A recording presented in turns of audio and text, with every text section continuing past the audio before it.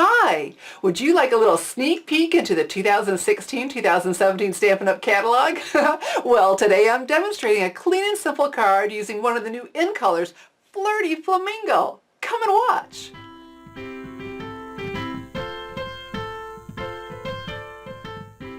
I'm so glad you're joining me today. Welcome to StampingSmiles.com. I'm Shelley Godbey, the owner and CEO of Stamping Smiles, and for 15 years I've been teaching others how to create their own hand-stamped smiles. Wait till you see what a beautiful rose you can make with Flirty Flamingo in the Rose Garden Thinlits dies. Whenever die cutting with intricate Thinlits dies like the gorgeous Rose Garden Thinlits, you want to use the Precision Base Plate. Okay, so you use it with your multi-purpose platform, and I have this on tab 2 or no tabs open, and put the writing side down. This side is your cutting side, and this becomes your cutting pad, okay? And so then I have here some Flirty Flamingo cardstock, and then I'm putting my die on the raised edge. That's the cutting side. Let's put that down, and then we have our cutting pad on top, and crank it through. This Precision Base Plate was designed for these intricate dies. I'm going to show you what a beautiful job it does. Let's put aside the Big Shot, and then I have here my Big Shot die brush, and you gently roll over it. When I first got it, I was really rough. You don't want to be rough. I managed to tear the die cut, but look how beautiful. Everything just pops right out. Isn't that nice? And if you don't use it, you're getting something like your paper piercing tool poking out all those little pieces, but look how beautiful that came out. Love it, love it, love it. Highly recommend the Precision Base Plate. It's going to save you a lot of time with the dies popping out like that, or the die cuts. So I wanted some color behind my die cut, and personally, to fit all those pieces back in would just drive me crazy, and trust me, that is a short trip. And so what I first did was I put it against the Flirty Flamingo and thought, boy, that's pretty. But then I wanted some more definition, so this was an easy fix. What I did was I got out my Flirty Flamingo classic stamping pad, push, flip, lock that into place, and then I have a stamping sponge I cut into quarters. So let's just pick up a little bit ink on here, and let's give this some color. All right. This took me no time at all to do, because I did a whole bunch of these. This is for my swap for the Mediterranean cruise that Stampin' Up! Is sending me on. I earned a Mediterranean cruise for 2. Isn't that fabulous? Okay, there we go. So let's put this away. We're going to pull on that, flip, click. All right, we're all set. Now look at that. I like that I have that depth too, because right now I have a layer and it's sitting on top. So all we have to do is get that glued on there. So I have here my fine tip glue pen. Just gotta love this nice fine tip. And that little needle goes down in there, so it just works every time. It's not clogged up. Here we go. So I'm gonna run along definitely the outside edge. And I want to not get it too heavy because I don't want it to squeeze out onto the cardstock. I don't want that shiny look. So I'm not squeezing hard, just putting down that nice, hey, that's where I started. Okay, let's do a little bit inside anyway. Okay, there we go. And so then we're going to put this right on here. Look at that. Isn't that so much prettier with the deep color, the deeper color on top? So press that down. Fantastic. And so now I have my paper snips that you know I just love, love, love. And this really was easy to do. I just trimmed along right to that line. If you don't have a pair of paper snips, get them on your next order. You really want them. They're just so easy to work with. Look, just getting right up to that. Because I don't want any of the cardstock peeking out from underneath. I want a nice clean cut, but it's just easy to follow this line. And I'm hoping the other demonstrators enjoy the card as much as I do. Pink roses are my favorite flowers. Okay, so I'm going to finish cutting this out, and then we're going to finish putting that card together with another little sneak peek. So the rose is all cut and we're ready to move on. So what I have here is some Whisper White cardstock and then this diagonal stripe pattern. Just love it. This is Crumb Cake from the Neutrals Designer Series paper stack. I'm not ready to adhere anything yet. I'm just going to place it, and I'm going to do my stamping first. So I have the Flirty Flamingo Classic Stampin' Pad, and what do? Right, push, flip, lock that into place. And then my greeting, well, I'm using is from the Rose Wonder stamp set. Love this set. The rose, of course, is gorgeous, but the sentiments and greetings that go with this, fabulous, fabulous, fabulous. You'll want this. And the one I'm using, well, somehow God knew I'd need a friend just like you. Aw. Okay, so let's ink this up. And we're going to come, because that's about where I want that, come right over here.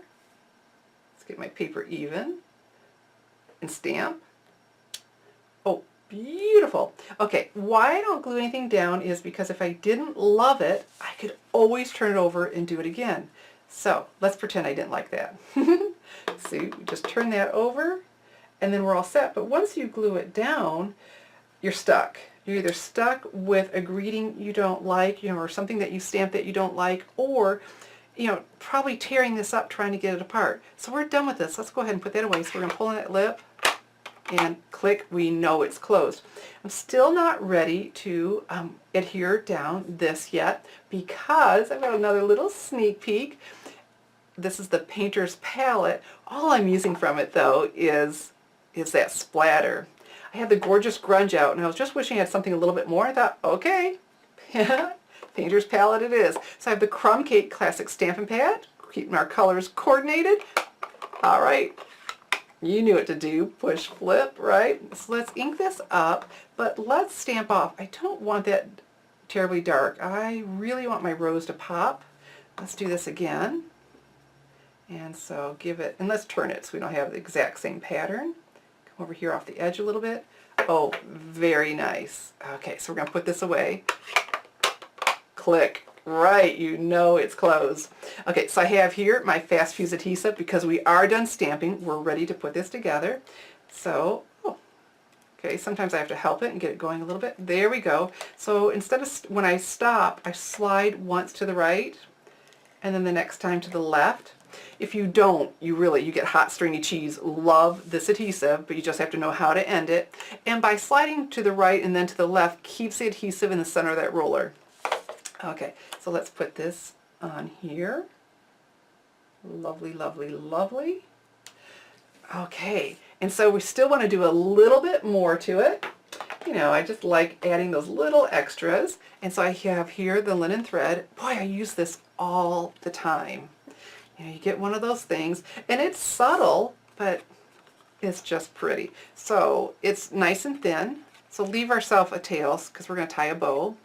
And wrap it around 3 times, overlapping, so it's, they overlap each other and look oh so nice. Okay, and then we're going to tie this and make our bow. Okay, so if you craft alone, you have to learn how to tie a bow without that extra finger, someone else giving you the finger. Oh, doesn't that sound, without someone lending you a finger. How about that? Okay. So I just hold it down and reverse hands as need be. And this is so thin. I don't do that with ribbon, but with thin, like the baker's twine and this, I go ahead and just make that knot. Okay, because it's not going to add a lot of bulk on me. And then we're just going to tie a bow. And I always tie my bows upside down because the tails always want to go the opposite direction. But okay, well, we can work with that. We'll just turn it upside down. Okay. There we go. And with any bow, you have to fluff and play a little bit. Okay. And that got a little bit twisted, but no big deal. I can turn that so easily there. Okay. And it was fighting me and twisted again, but I will be the victor. All right, fantastic. Let's just trim off. We don't need the tails quite that long. Perfect. Look at that. Sweet, sweet, sweet. Okay, it's just going to get so much better because now we get to put our rose on there. And I'm going to go up and over that. I needed to use something. You know, I didn't want to just use a fast fuse because, you know, we've got that tension behind there. You know, we've got the bulk is what we have. So mini glue dots, but I love Stampin' Dimensionals. You know, that little bit of lift adds so much to your card, adding that dimension. So let's not put them where they'll be on there. So let's come up here. Because if you ever set it on the ribbon, it kind of just rocks. All right, so let's do 4. And then, if you ever have one that isn't peeling off easy, just take your thumbnail and that side pops right up. But these are coming off so nicely for me. So we don't want to cover up our writing, and I want to get it pretty much centered between the two. Let's see. Oh, yep. So a little bit higher than centered, but I like that. Now, once we're happy, we press. Fantastic. So now all we have to do are some layers. I have here some crumb cake cardstock. Don't you just love how the colors coordinate? It takes out all the guesswork, and it's just so pleasing to the eye when things coordinate because nothing is clashing. Now, because I have that ribbon around there, that is adding, you know, that bulk again. So I'm not going to use my fast fuse. This time, mini glue dots. Or dimensionals would have worked too. So this is not a dispenser. You just take these out and put that aside and then peel it back till you can see them in the light. And you don't want to touch them because they're super sticky, and we want to make sure they stay super sticky. So take our cardstock to it and press down. And for this project, 1 in each corner is going to be perfect. There we go. And 1 more. So center this on my crumb cake cardstock. Oh, isn't this pulling together? So, so pretty. All right, so now we don't have anything bulky behind there, so we're going to go ahead and use our fast fuse again. So I'm putting my finger where those ridges are, and last time I went to the left, so this time to the right. Yep. Sometimes I get in a hurry and I forget to do that slide thing, and yeah, you get the hot string of cheese. Like, whoops, slow down. And so then we're going to layer this again on the Flirty Flamingo. Oh, so, so pretty. Really liking this card a lot. So I've got a couple things to tell you. You know, if there are bundles in any of the current catalogs, which means the 2016 Stampin' Up! Occasions catalog, or if it's pictured in here as well, offered in here, the 2015-2016 Stampin' Up! Catalog. So if it's a bundle, that means when you purchase them together using the special bundle price, you save 15% on both. This will be available in the new catalog, but the bundle savings will not. So if you want to get the gorgeous, and who wouldn't, Rose Wonder stamp set and the coordinating Rose Garden Thinlits dies, do this by May 31st, 2016 in my online store, www.shopwithshelly.com, because starting June 1st, you're going to pay more for them. Okay? And so, oh, another little sneak peek, look at this, my rose in Sweet Sugar Plum. It was a hard decision, but obviously I went for the, the Flirty Flamingo.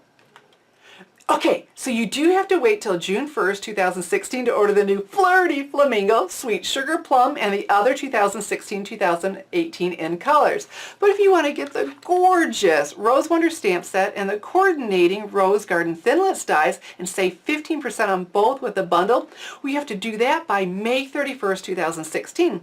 And you'll do that by ordering them in my online store, www.shopwithshelly.com. Remember, only through May 31st, 2016, will you save 15% on both in my online store, www.shopwithshelly.com. I'm Shelly Godbee, teaching you how to create hand stamped smiles. Thanks for watching.